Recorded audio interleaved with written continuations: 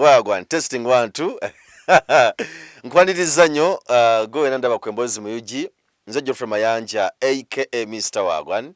kwendi nnyo ku show bwe kunda abayona gyo sinzira okunda abali mawanga agenjawulo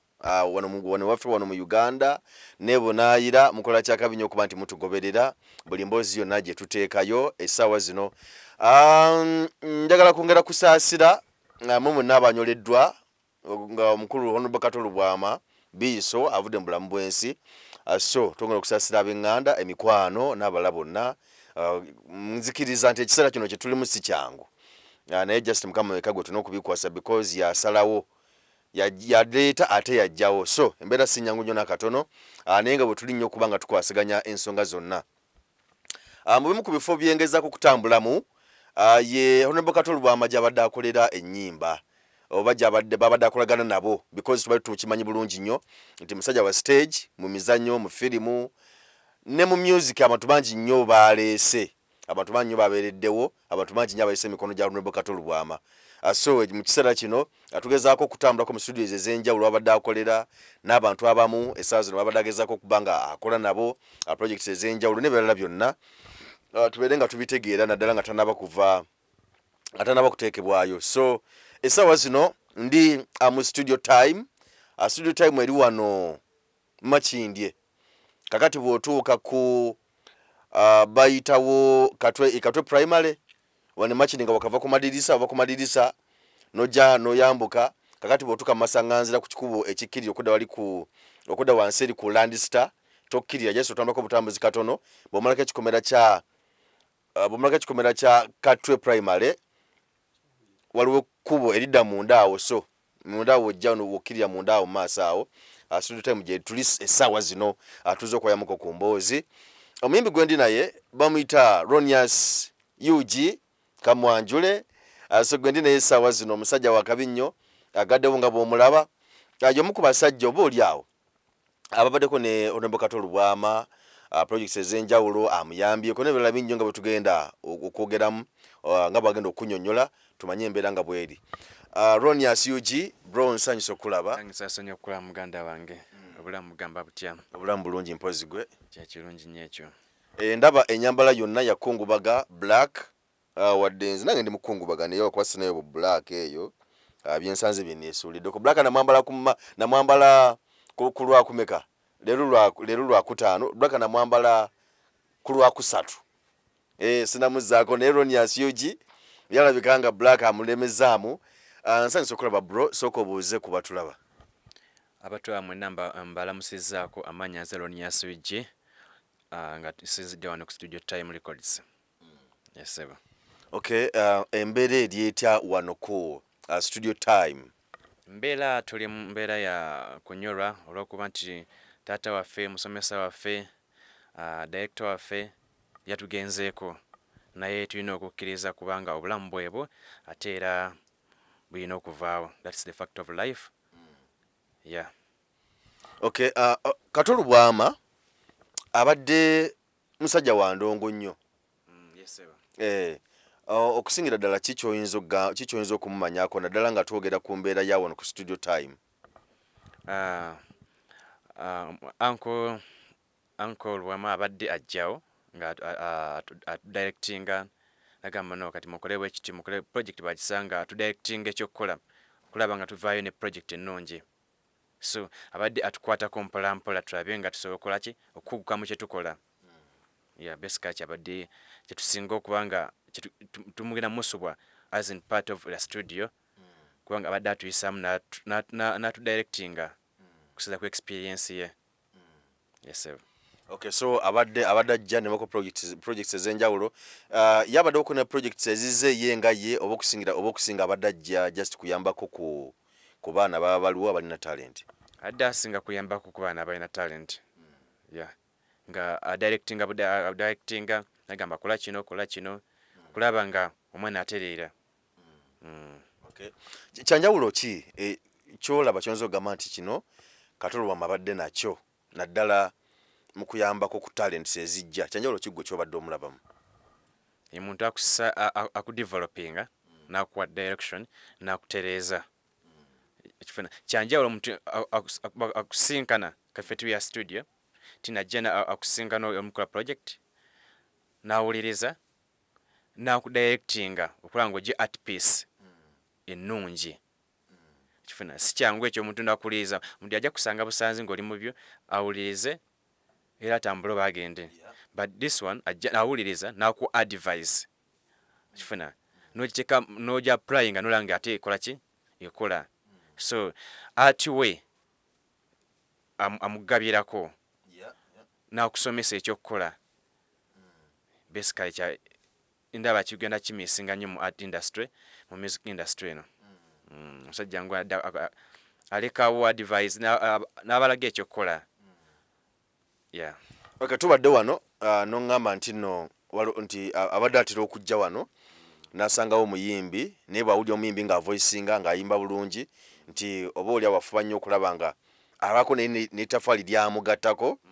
awatali kusasula because abantu abamu osobola okumusanga awo n'agamba nti nze okugattiramu kino oba okubuulira kino neetaaga ompeeyo ssente bwe ziti naye Kato Lubwama ekyabadde takikola era nga bw'ajja n'akulaba ng'olina talent naye aba ayagala ateekeko ettafaali wabula nga etakuggyeko ssente bwe kiri mwami ebya ssente si byabadde aliko kifuna but then ndoze music oba art yiige nyini yekintu ekyo kyamuyingira so just akikola oli mwana muto agala developing oveeyo okule oveeyo okuze ekitone kyekyo kyoyagala kusinzira byalabya okusinzira mu industry bajukira ade muyimbi ade munakatemba so amanyi ekyetaagisa ekyokukola okutumula ekitone gwe kyoba oyina so industry as okuyimba ekyokukola abadde akimanyi bulungi nnyo so bakusanga ng'olina ekitone olina obwagazi oli determined akudirectinga bw'oba ng'olina amagezi n'oga-applyinga so basically once in a while adde ayita wano natudirectinga so kitegeeza nti studio time egenda kusubwa nnyo Honorable Kato Lubwama olw'emirimu gye mirungi gy'abadde akola nalabyeko awo wakoze tribute ya Honorable Kato Lubwama era nga wagikoledde wano mu studio time so oluyimba gwatamanyi tribute lwe luyimba ngambe nti olusiibula n'okusiima emirimu gy'oyo gy'abadde akola ndowooza bwe kiti bwe kiri basically nagikoze nga ndimukonyola nnyo kwegamba n'ebigambo nyina bitono ku ekyo yeah. Naye nga tribute twagifulumiza so ogisanga ku Ronious channel YouTube all my social media handles zonna under Ronious UG osearchinga kuno ogisangayo yes sir. Okay ebigambo si byangu nnyo n'akatono naye nga kyetuyinza okugamba nti rest in peace Honorable Kato Lubwama omusajja abadde omusanyusa omusajja abadde ne art ow'enjawulo kyendowooza nti no tekijja kuba kyangu okumuzaawo Honorable Kato Lubwama si kyangu nnyo n'akatono naye Jessica tusabe Omukama omwoyo gwagulamuza ekisa kale so Ronious tuli ku studio time wano of course endongo mugikola na buli kimu kyonna project zitambula zitya zimukolera wano tukola ddala omuziki gwaffe bulungi mpola mpolela era music atambula bulungi tulina different producers betukola nabo abali ku studio time yes sir. Kakati essaawa zino wetwogerera of course baliko ne projects ez'enjawulo nabakawa project gye wakola ne Wizo Manizo yali yakabi mukoze ennyimba nyingi ennyimba zesinga ozikolera wano oba ogira n'okyusaamuko n'okolerako mu studio endala wankolerako mu studio endala but ennyimba esinga za wano yeah. Isinga zikolera wano mu studio nzikolera wano mu studio but once now ezimu zogenda netambulako ewala but wani wewaka wensinga okukolera okay nyumirwa project ya Wizo Manizo gye mwakola by the way soko otubuulire bagamba nti bakyali bano bazibu tebakwasika bw'okola naye audio weekanga nga temukoze video okitegeera nalabakawo n'omulenzi Prosper mpazo oli omulenzi yani omulenzi wa Kamilioni oyo ecstasy ye ani ye Kalema Lexus Kalema gayo yabeera nnyo ne Chameleone naye olaba nti naye bakola audio ne video Chameleone yeebuzabuza n'agaana ogikola era waliwo projects ez'enjawulo wizomanizo zaabaddemu naye ne bakola audio video neegaana okitegeera nti ate si be bokka n'abayimbi abalala bangi naye ofuna otya omukisa okuba nti no wizomanizo mukola project ne mukola audio ne mukola ne video nagibeeramu bulungi nnyo otali kufuna buzibu bwonna. Ekisinga mu kyo olina okumanya omuntu gw'okola naye ayina olina okuba nga omanyi kyoyagala ayina ogoberera protocol okifuna pakati abantu abo kati Uncle Wizo baba busy so olina ogoberera emitendera gy'abagambye gy'oba oyiseemu yonna yonna ate n'omuwa time ne mukikola mu time nga ali ready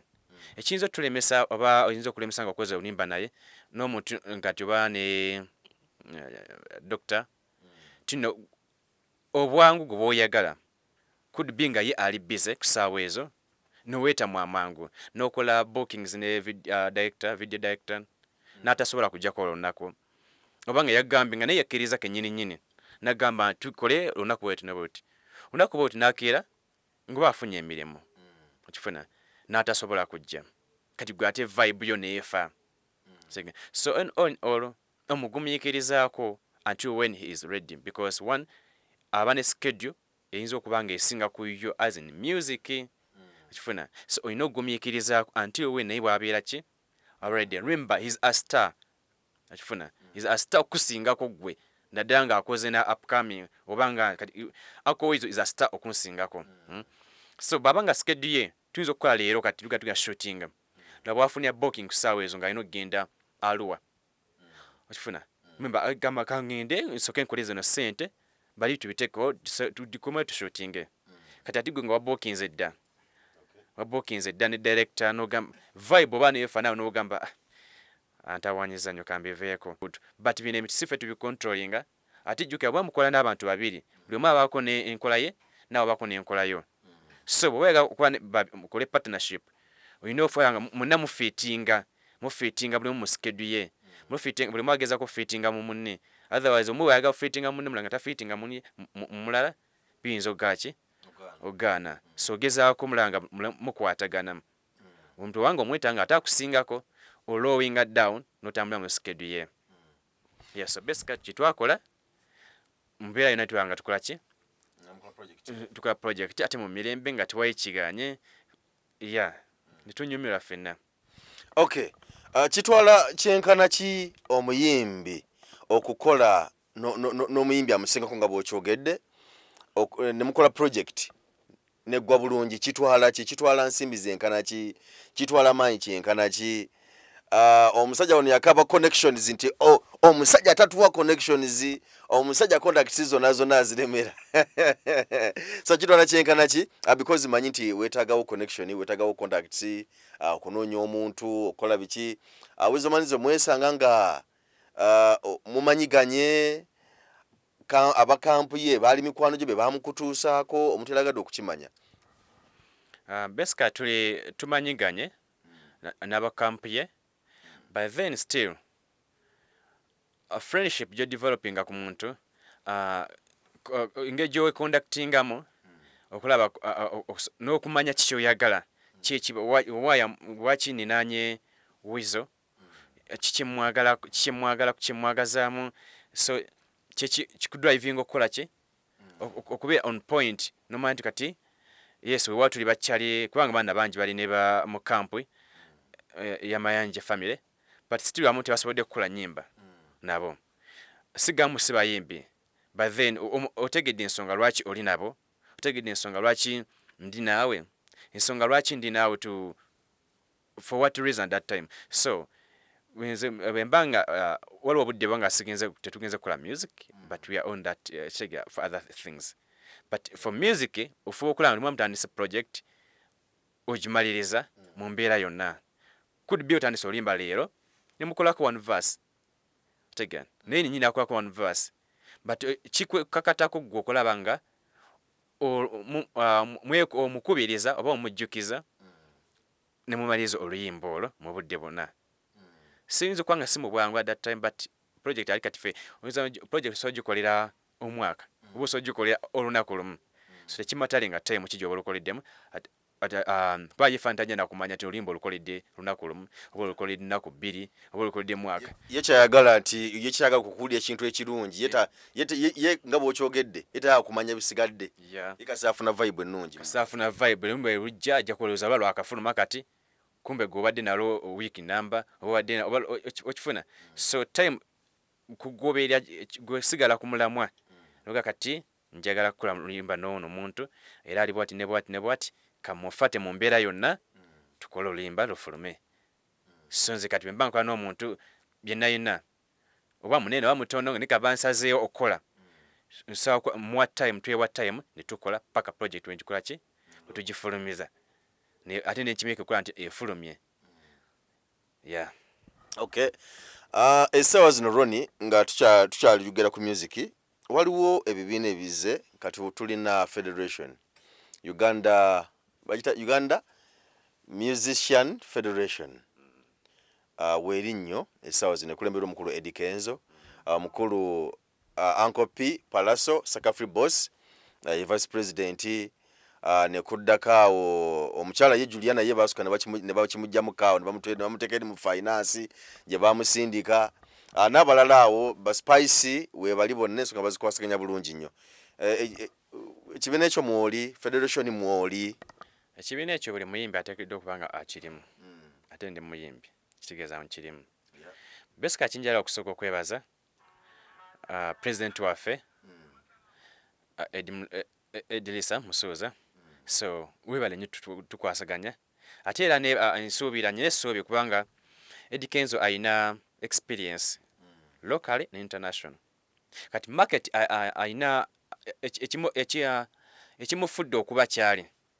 so kyapplyinga bulungi muffe naffe ne tufuuka nga ye. Kati experience eyo agituwe era is a right person unless maybe olw'okuba nti no ayinza okuba ali bizemu, but besides that nze ndaba muntu mutuufu alina amagezi gonna, experience ya geto agiina, siraba wembuusabuusa ekiyinza omulemesa kyokka kuba nti ayinza okuba ali bize nga ye ng'omuntu, naye ate position oba yagikkiriza kitegeeza ajja sooka ki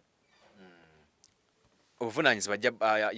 ajja butuukiriza kubanga ekyetaagisa kyonna akiyina ewaka n'emutala w'amayanja ekifuna gwe tuyina yekka akyasobodde okikuba international tuwa ku level eyo waggulu. So nze ndaba agenda kuyamba nnyo Ugandan music industry yaffe eno okonga ogitutumula tuwa ku level ye nga omuntu waali. Yeah. Okay, essaawa zino project ki eriwo gye tutambuza essaawa zino? Ku ssaawa zino latest yange nakafulumya bagiyita Hallelujah. Gospel song? It's a gospel song. Twagikoledde wano ne producer waffe Benja yekyatambula naye nga project nnyingi nnyo ezijja nnyingi nnyo era maaso mugenda kulaba video ez'enjawulo. Yesebo. Okay. So kakati tusubire endongo nnyingi nnyo omwaka guno because kakati tuli makati gaagwo, tuli mwezi gwa mukaaga, atugeza okuba nga tubuza emyezi emirala 6 okuba nga tumalako omwaka guno okukola ennyimba nga mmeka?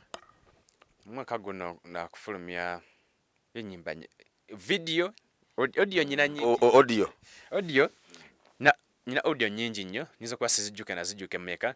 but official tufulumiza maama guno omwaka ne tufulumya mama naye tuwa omwaka guno. Okay. So akayimba bane akayimba ka mama kalungi nnyo. Osogendera ku YouTube ya Ronious UG okanoonye ku kayimba kalungi nnyo bokawulirako oba wadde mukawuliriza maama wo. So ndoza lumu ku nnyimba ezaba maama ezikuta omwaka guno. Mwebale nnyo era nebaza nnyo kubanga mwalusiimye. Ya ndiweereza ba maama bonna ne ndiweereza maama wange n'abayunga San Judith. I salute you. Omukyalo ye maama yali mu video. Ya mwalimu abakyala babiri mu video eyo, mwalimu mama wange main actor ne mama wange mulala Leila Chapizo. Oh, ekitegeeza mama waddala? tiyali mu video yali mu video mama wadde yali mu video main actor nejjika mu video mwalimu abakyala babiri abakulu va kuba funa mwalimu Leila Chapizo ne mama yennyini okifuna so abakyala babiri kati Leila Chapizo muna mumumanyi kati oli gwe mutamanyi ye mama gomali naye ku lyato utali naye ku lyato era yakwaniza ne waka wano waliwo nalaba nga mutuuka ewaka yo yanyaniriza ewaka mu kyalo nekamujja mu kyalo nesoka mutwalako out tokimanyi okitegeera maama byabayiseemu so wetaaga kujja n'omujjako n'omutwalako out ebiseera esinga abaana abalenzi nga ffe oba abalenzi nga mmwe singa ggwe abalenzi nga ffe ffenna twaganye twakuba bebi waffe out nebitwala ku nnyanja kati kwamu akafaananyi nga mami ogwo otuteko out n'omuteeka ku lyato okifuna so namubuuza kyoyagala nga tabani ndaba wano video bungi mugenda muliira obulamu eyo biki ntwalaako eyo mu real life nga binyumyako ntwalaako njagendeko mu bandi njagendeko so besides twagenda out mutwalako out nejjukifula script ya video video eyo eri outstanding mu video endala ez'abamaama kifuna bamama video bazikola okusinziira but this one ekuwa story ti mama omusanze waka ovudde waka n'omutwalako out n'anyumirwa ku bulamu ki ekisinga yakunyumirwa ku bulamu kubanga togenda muwa sente nyingi tolina sente ogenda muwa sente zeetaagisa weewaawo but zisobola okukavaringa kyonna kyonna so it's all about esigadde kunyumirwa vibe kusanyuka mu happiness kyosobola okukolera omuzadde na buli muntu yenna alina akubeedde gwogamba tino ye muzaddewo ogamba ti noono yempaji yange mu kikyendi kusaaza kati okay plan ki of course wabawo byoba tusobola kutubuulira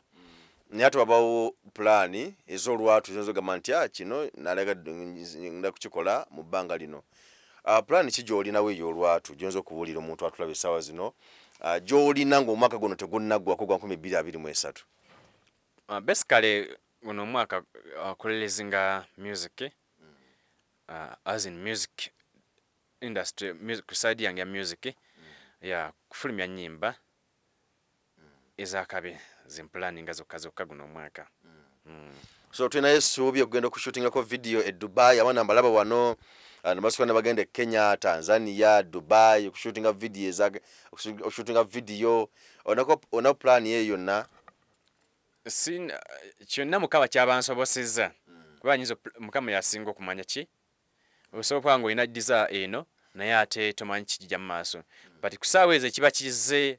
nga tandisa okukola mu process kyetulina okukola ki ogenda nakyo naye nga of course era njagala kyakabi so kyonna ekyakabi kyetulina otutegeka nga tufulumiza abafaanizi baffe okay tuli ku studio time wetuli otusizi lunaku lwaleero okuba nga tuwayo emboozi so ekisinza okutuleeta ennyo wano weewaawo tulandaze ntogenda n'ebirala naye nsonga y'omugenzi onombo Kato Lubwama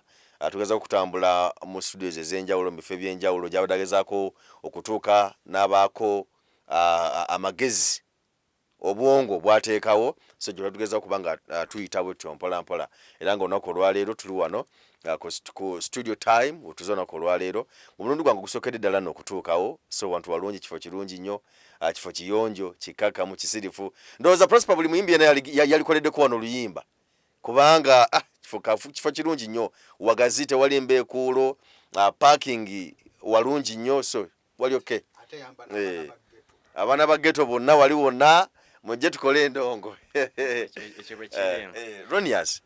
nga tumaliriza kikyowulira kyewali agadde okwogera okugamba omuntu atulabisa omuntu atula kusaaza eno kiyinza okugamba kino taata waffe yatugenzeeko okufa tulina okukikiriza era olina ng'okiteeka mu bulamu obwo era amu tewaga planningira kufa kwabwe okifuna but the fact is omuntu alina okufa so olina okuddako yasiti nolowooza budde buti kwe kweseetinga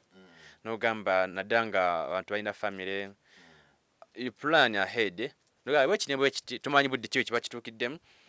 but anytime it's coming.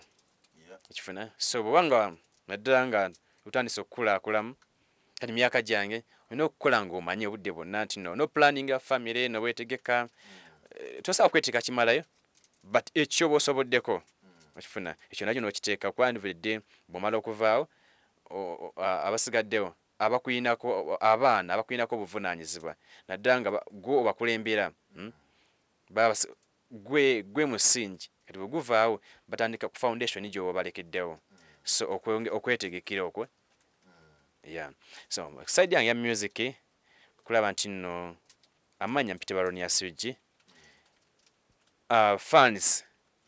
bingi bye mbategekedde guno omwaka could be guno from now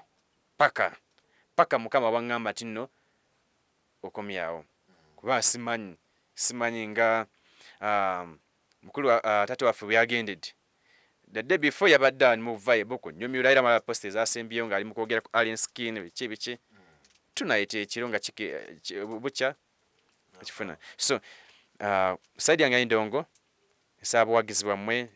endongo yonji inanji packaging ze bulungi egenda kujja mpola nga classic music ekifuna kiva kati kya nyufulumya video mama najifulumya mu January so omuyimbi ate nga most cases you know fulumya maybe after emyezi ebiri oba esatu kifuna bankiwadde time bayete oluyimba olwakabi well packaged bulungi audio nga akabi video nga nungi so muzirindirire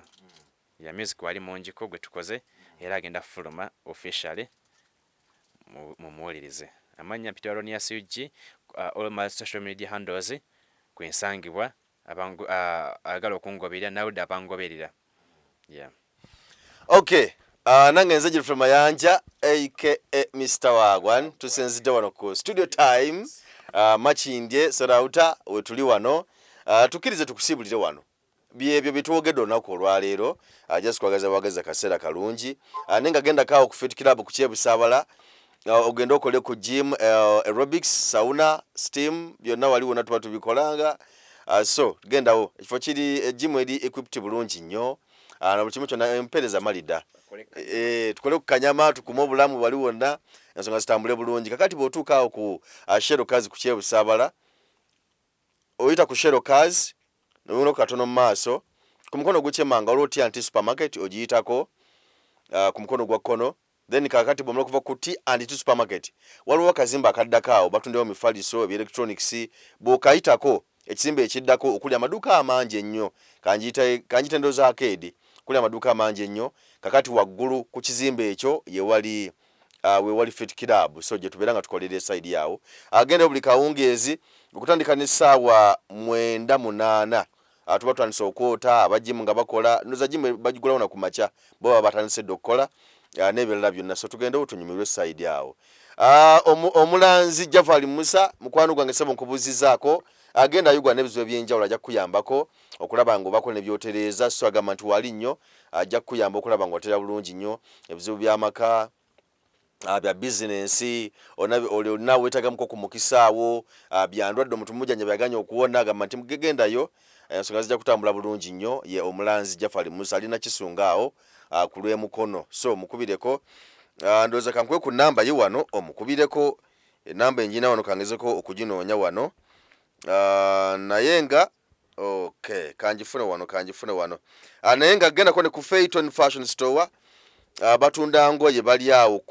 nga okava ku Mubaraka otandise okuba erikirira ensambya emakindi ngeno gye tuli kati bwova ku Mubaraka tandika okuba erikirira ensambya nga okatambulako katono wakati kati awo waliwo ekizimbe bakiyita Dike Steplaza engoye bazitunda bulungi nnyo ezakabi ez'abami n'abakyala engatte ezakabi byonna tuka ojja kubifuna bulungi nnyo side awo ku Dike Steplaza omukulu kubiza kambasada tone wabale kwasiganya nsonga zonna side awo so genda ofune engoye ku sente ensamusamu ngate engoye kirasi kati nzikiza nkwe enamba ya omulanzi Jafali Musa ali ku 0700 39 88 88 0700 39 88 Geoffrey Mayanja aka Mr. Wagwan kusibudde. Bannayuganda ninawo obubaka obutalinda nga buntumiddwa musajja wa Katonda Omulanzi Jafari asangibwa e Nakisunga ng'oyitidde Mukono wa Antony. Abalondoolwa ebizibu eby'enjawulo ebibatunuza mpulunkanyi ng'owetulwala musa abangi ng'amajinni, emizimu, abaagala n'abayuugayuuga, omuntu walemedde mu kkomera n'ebirala. Bw'otuuka ewuwo ojja kukuba ssemukiti ng'embwa eyogereza. Musajja wa Katonda agenda kukwatako bukwasa akoomera essaala olwo akajagira kalamule ate nga n'akasiimo kaleeta omaze kulabako. Omulanzi Jafari alimu n'amaanyi ag'ekisalaziba nga bw'oyota ku kyoto kye kino ovaawo emikisa egyesiba gitadde n'ebizibu okukalirawo. Omulanzi Jafari mwangu okufuna ku nooti 7 nooti 38888 oba nooti 783988813. Some tours and travel ebaletedde Canada Niagara Falls New Year Fest 2023 nyumirwa 2024 ng'oli mu Canada okuva nga 29 December paka 2 January nga tuli Canada nga wetulambula zipline ku falls, evening fireworks ku cruise, ebigo full towers, tutambulye mu helicopter nga tuyita waggulu wa falls, boat cruise ku Niagara Falls n'ebirala bingi byonna ebyo ku $3,100 okwono kwe kuli okunywa n'okwebaka kugeta ne tiketi wabula tiketi ekomyawo gw'ogyesasulira okwewandisa kutandika nga May 10 paka lubu July 2023 genda ku July na complex L2 room number SO4 mumanye ebisingawo oba ku bisimu 07599793 oba 0785597307 oyinza kuyita ne ku mukutu gwa www.smtoursandtravels.com oba smtoursandtravels@gmail.com ye Canada Niagara Falls New Year Fest 2023 nga tugenda kujaganyiza mu Canada bino byonna nga bitegekeddwa SM Tours and Travels.